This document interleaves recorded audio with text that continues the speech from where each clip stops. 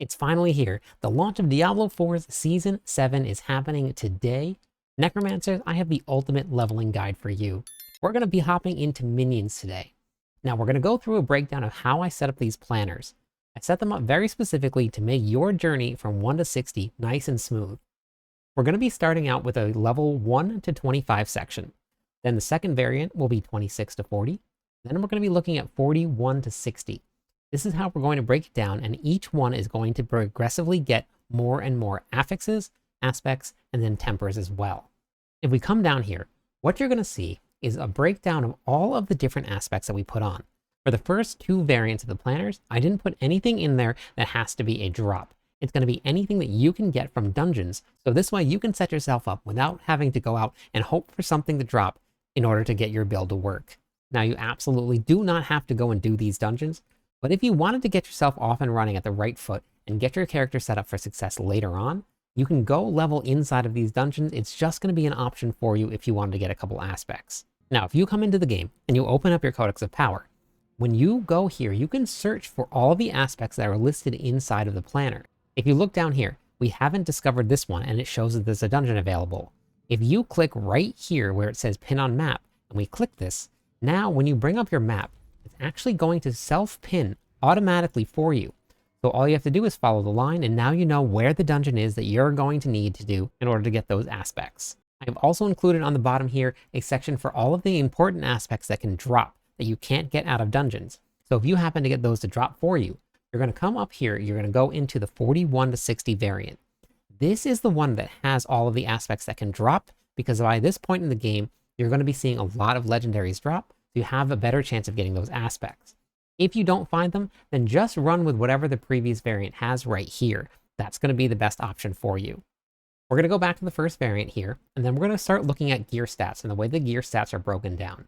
As you can see, it's pretty much empty, because at this point of the game, there wasn't really much that was very important, because the only thing that you're really going to be spending your essence on is going to be a curse.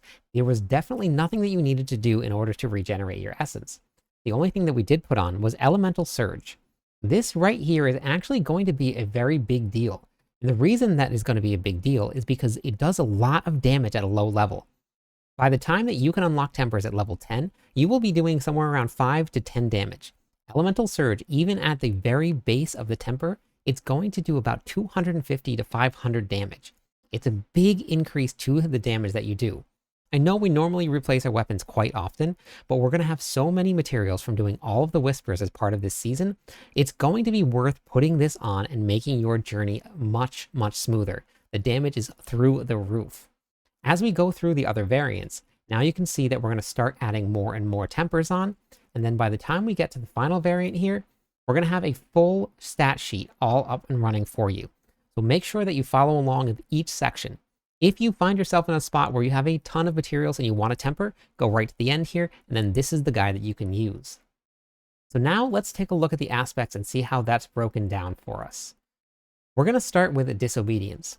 This is going to give you a little bit of armor when you're attacking. Then we're going to be running Aspect of Might. Every time that you use Reap, you're going to get 20% increased damage reduction. We're going to use the Hulking Aspect. Your Golem has a chance to reduce its active cooldown by 2 seconds, and a chance to spawn a corpse each time it damages an enemy with a normal attack. We're also going to be running Hardened Bones. You and your minions are going to gain increased damage reduction. Ghost Walkers. Anytime that you become unstoppable, you're going to gain movement speed. Aspect of Reanimation. Your minions are going to gain increased damage while they're alive after 10 seconds. We're going to be going with Grasping Veins. Grasping Veins is going to increase your critical strike chance for 6 seconds after you cast Corpse Tendril. You're also going to deal a critical strike damage bonus to enemies that have been grabbed by your Corpse Tendril. Intercom. We will not be taking advantage of the full bonus from this, but because it's still going to be increased to our damage, we're going to be putting this on, and it's something you get inside of a dungeon. Then we're going to be doing Aspect of the Damned. You deal increased shadow damage to enemies affected by your curse. So once you have your ultimate unlocked, that ultimate hits very, very hard. Is honestly really cool. And because we're going to be using Decrepify, our cooldowns are going to be coming up very, very quickly. So we're going to actually take advantage of that quite a lot. So that's the aspects. Now we're going to look at our choices for your skeletons here. As you go through, if you have already completed the class quest in a previous season, you no longer have to do the Necromancer class quest. You can just unlock it at the appropriate levels. So what we're going to be doing, for Skeletal Warriors, you're going to be going with Skeletal Warrior Reapers here, and you're going to pick the 15% chance to carve flesh and forming a corpse.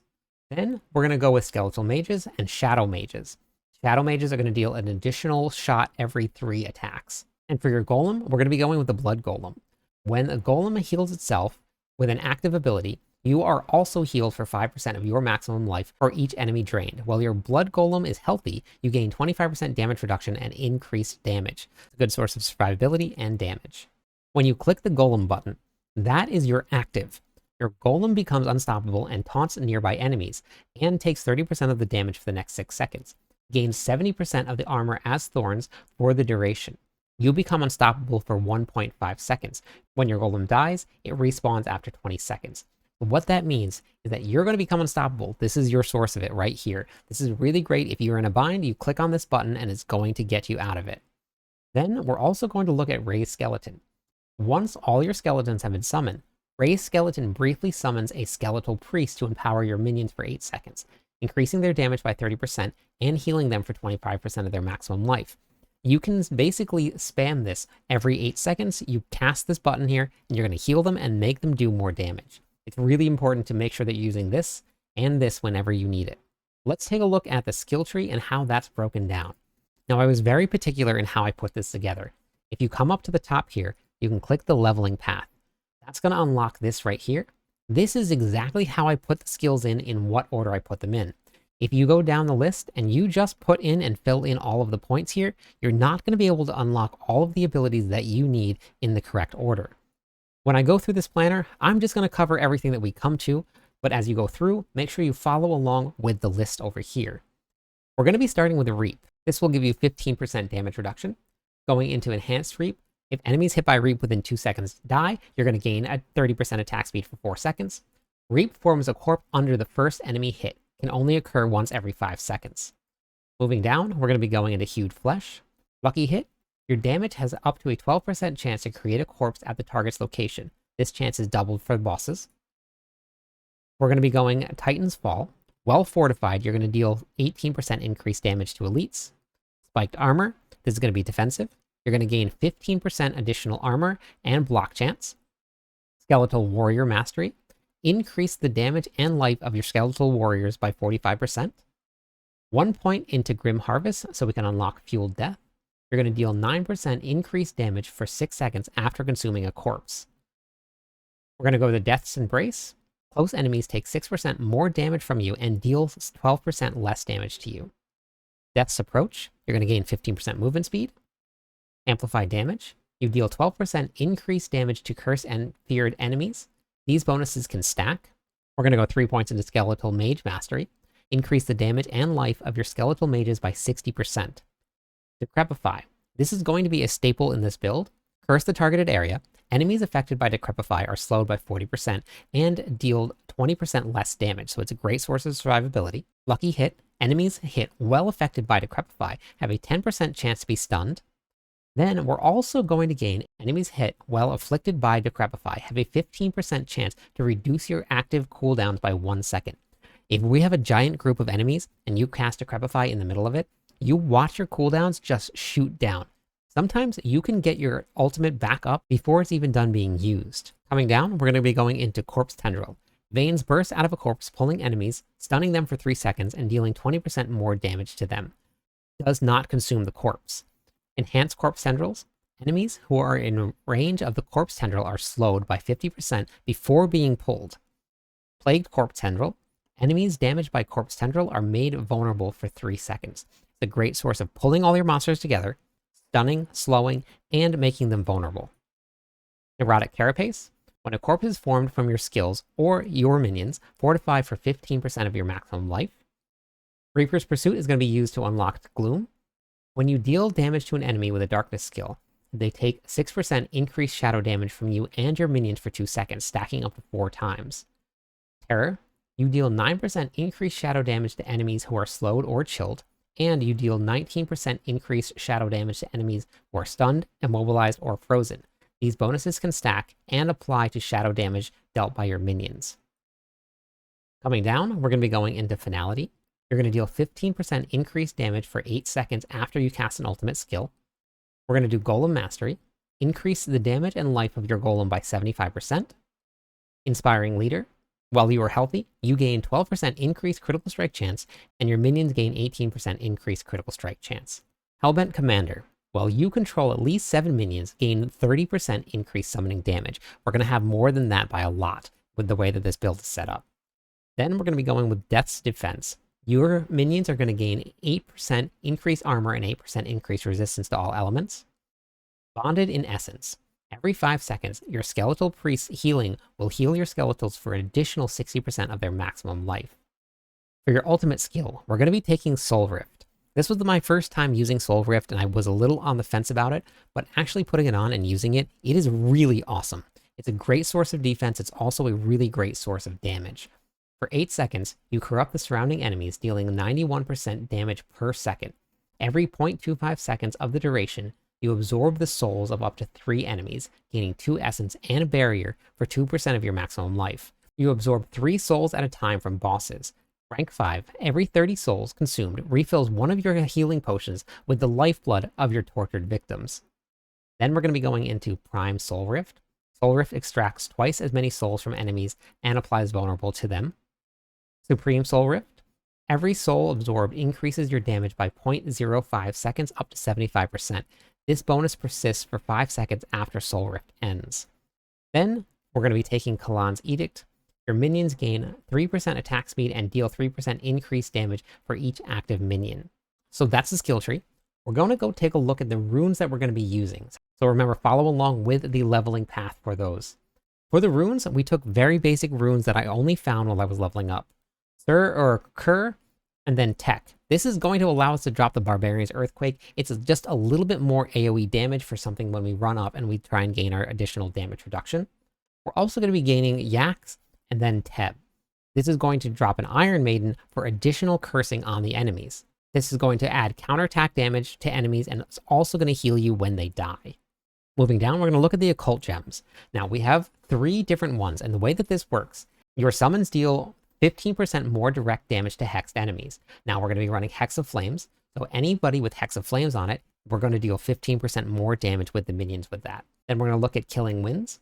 Well, you have at least 3 or more Eldritch Power slotted, gain 25% movement speed and 15% critical strike chance. Now we're going to have 1, 2, 3 slotted. That means that we're going to take advantage of that bonus for Killing Winds. Hungering Void. When you have an aura active, it's going to pull nearby enemies towards you for 8 seconds. We're going to have Aura of Lament up. So now we're going to have all 3 of these active at the same time because of the witch powers we've chosen. We're going to be running Doom Orb. This is going to be a ball of energy that's going to spin around you and do a lot of damage, and it looks really cool. Aura of Lament. When you first strike an enemy, it is afflicted with the Aura of Lament, and it slows it and other nearby enemies by 70%. For each enemy inside the Aura of Lament, you're going to gain 3 primary resources per second. If the initial enemy dies, Aura of Lament is passed on to another nearby enemy, retaining the duration. This can last for 30 seconds. Only 1 enemy can be affected at a time. This may only occur once every 30 seconds. As you level up your witch powers and you hit rank 15, you may now apply 2 laments instead of just 1. Hex of Flames. On a lucky hit chance, you have a 60% chance to apply Hex of Flames. Hex of Flames is going to deal fire damage each time that you deal damage to the target. At rank 7, Hex of Flames is going to explode as well and deal damage to all nearby enemies if you land a critical strike. Wave of Woes.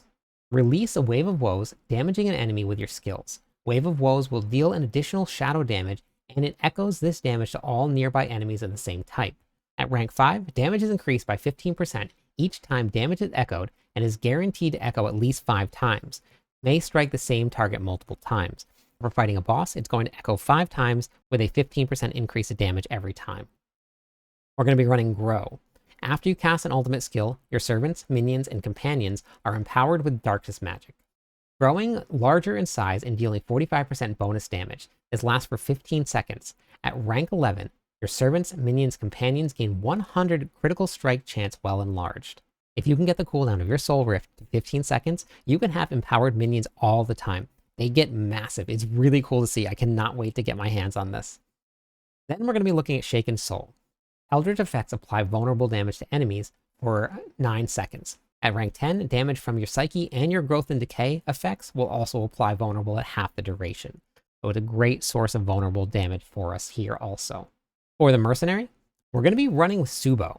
We're going to get a ton of Fortify from all different sources, so we don't technically need to run Rahir. If you want to run Rahir, he's a great source of defense, not a bad choice. But for Subo, we're going to go all the way down this side so we gain additional movement speed, and then we're going to gain additional critical strike damage.